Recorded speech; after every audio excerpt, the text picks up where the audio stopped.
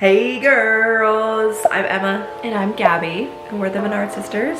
And welcome back to our channel.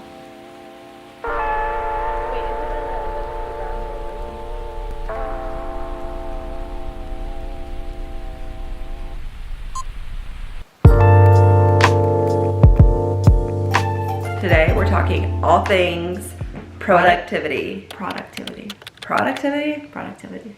I say productivity. Well, that's 'Cause wrong. I'm so productive. This video is going to be something you just like listen to. Like go on a walk or clean your room, clean your closet out. Like listen to us kind of like a podcast. Today we're talking things for the new year because everybody kind of resets their life, I feel like, at the new year. And I think it's a positive thing. I think it's good to evaluate what didn't work last year and then add in new things for the new year. Would you say you're a pretty productive person? Mm-hmm. Yeah. I would. No, I think that you are. I think I'm very productive. Yeah. Yeah, I feel like with this job, it's like of doing like social media as your job, you kind of have to be, because it's like you have to be putting shit out every single day all the time. So you're constantly editing, you're constantly filming. You kind of have to be on top of your Stuff. yeah. But honestly, But that goes with any job, you know.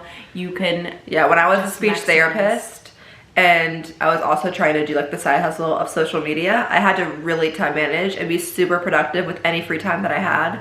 So I'm assuming most of you guys that are watching this are probably working a 9-to-5 job, and sometimes if you want out of that, which I've kind of gone through this year, is like if you have a 9-to-5 but you kind of, if you want to eventually get out of that and have something else that you're more passionate about, you have to be productive with your time management. You have to fit as much in as you can to be able to move out of that 9-to-5 to do something else that you want to do. yeah, for sure. There's a time and a place for self-care and having time to unwind, but this video is not for that.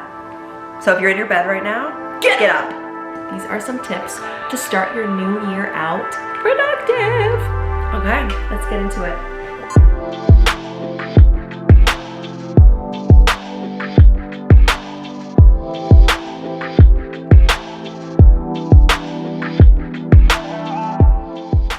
Okay, so we're gonna give you 10 productivity tips to start your new year out. To change your life, really. Oh my God. Okay, so Number one, caffeine. It's just the truth of it. Like, it will get you going. If you're not a morning person, I'm not a morning person, drinking an Alani Nu in the morning, even though it's a pre-workout, it gives me so much energy to get done what I need to get done. Yeah.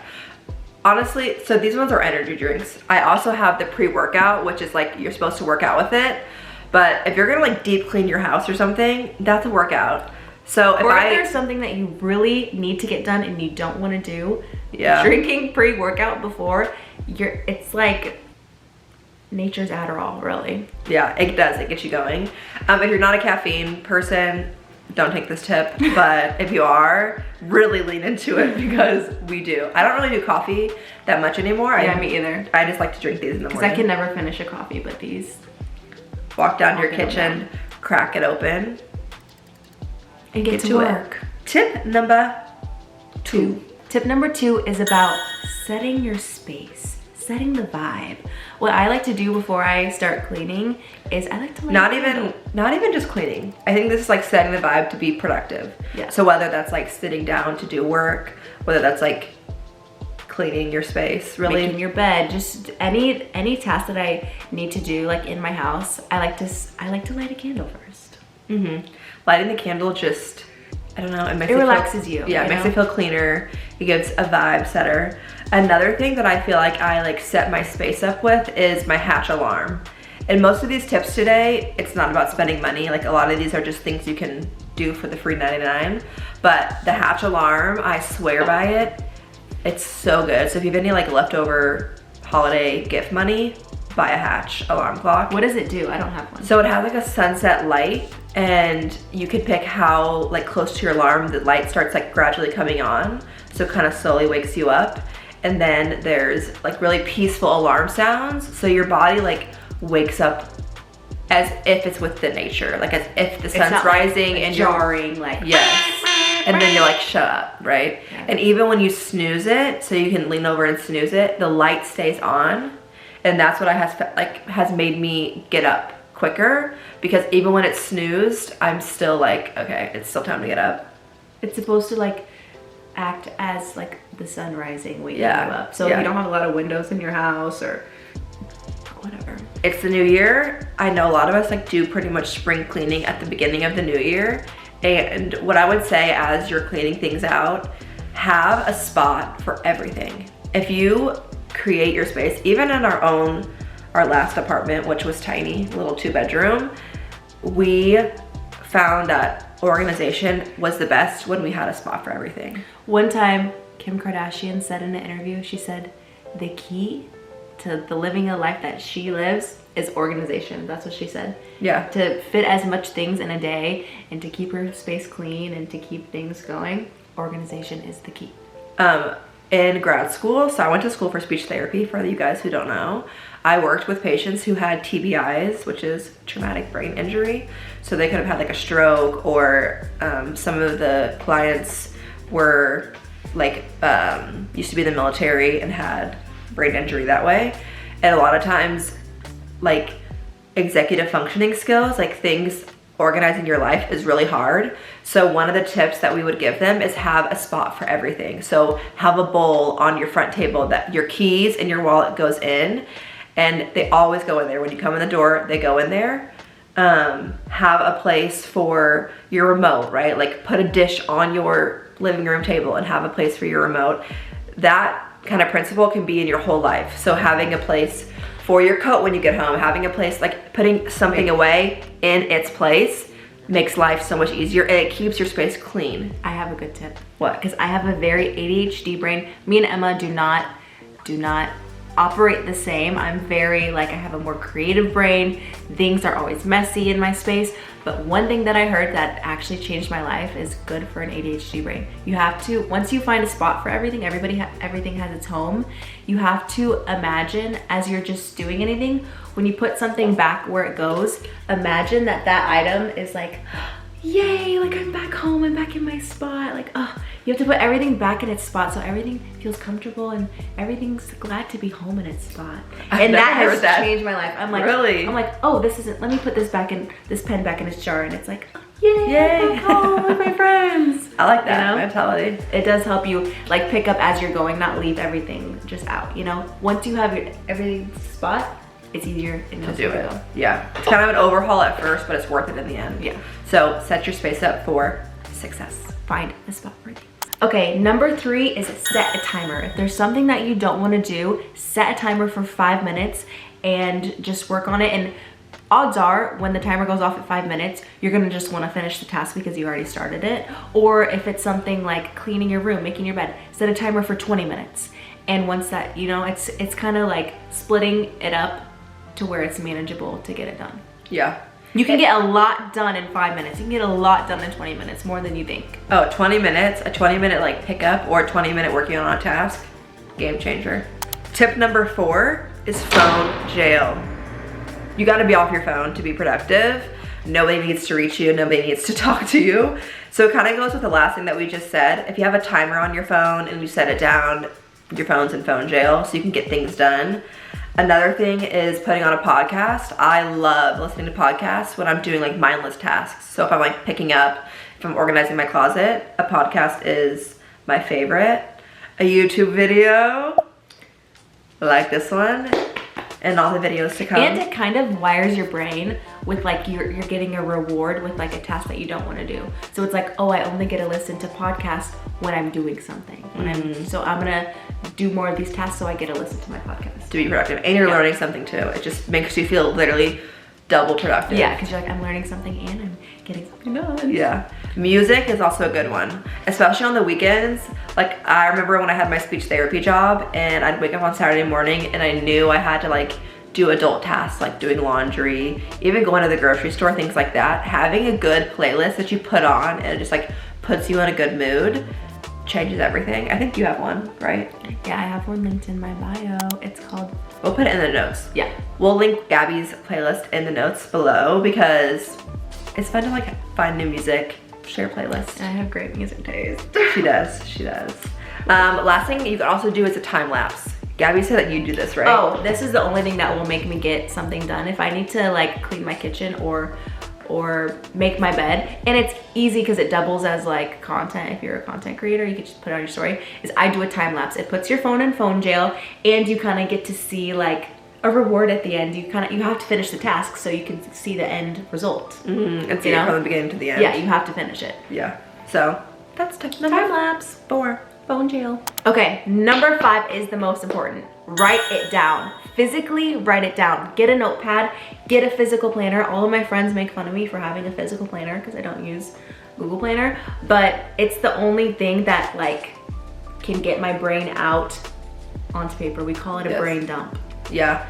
And the thing is, our minds, like she said, work so differently, but it still works for the both of us. Yes. Like I also have to write things down, and I'm really good at keeping things in my brain, but it's just a different form of writing it down. It also like reiterates what you have to do, and then you can visually prioritize like what needs to come first, what needs to come next, so you can like I also start somewhere. I like to do this before a task or before like my day, like write everything down I need to get done that day. That's like that day's goals type of thing that I can actually get done in one day. And then at nighttime, when I'm like, your brain's kind of racing, like thinking about all the shit you need to do tomorrow, what you didn't get done today, that's when I like to do a brain dump before I go to bed, because it kind of just like, okay, now I have everything out of my brain, and now I can chill out and sleep. Yeah, I leave one of my notepads in my bedside table with a pen. Me too. Because, and honestly, most of those lists I never even really look back at, but it's just to brain dump. Like it's for the next day, just to get it out so then you can sleep good, because you gotta have good sleep. I'm the type of person, if I don't write it down,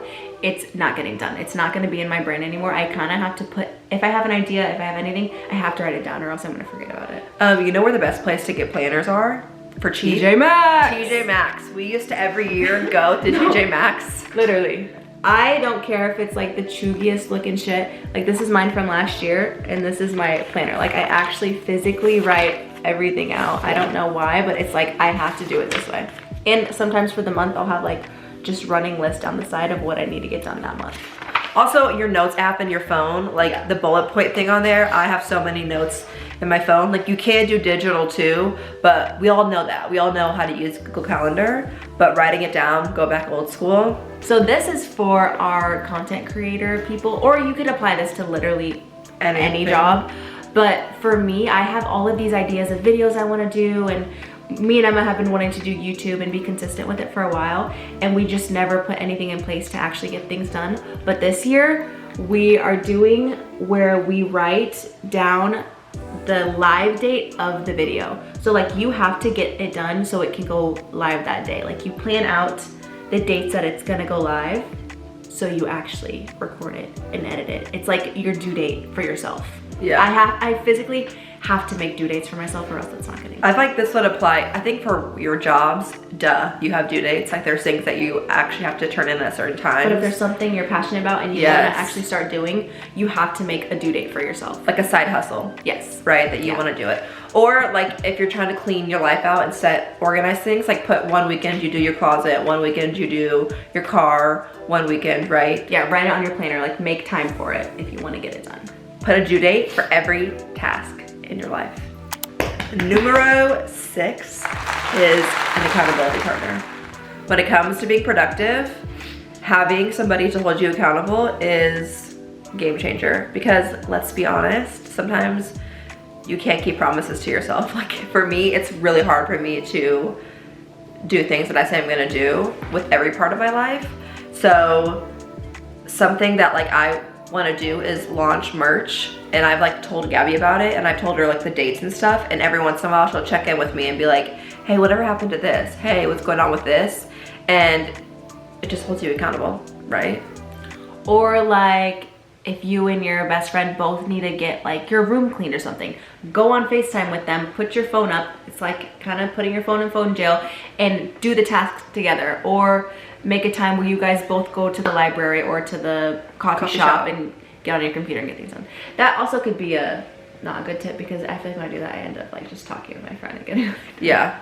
Well, FaceTime's good, like, because FaceTime is like you can do your own task in your own space and they're just there, right? Yeah.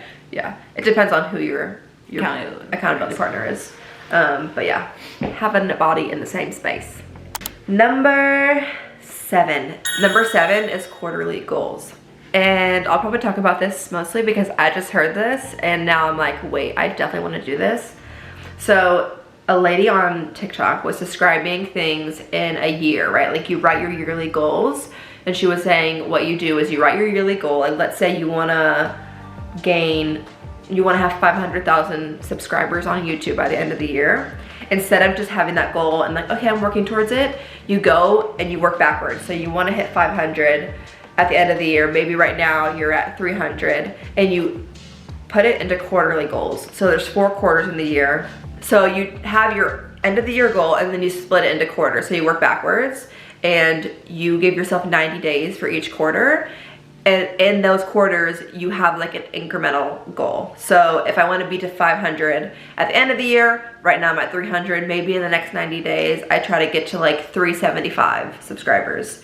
And you can do that with every goal that you have, because 90 days seems way more like urgent. Like by the end of this 90 days, I need to be doing this. But a whole year is like, you just forget about stuff.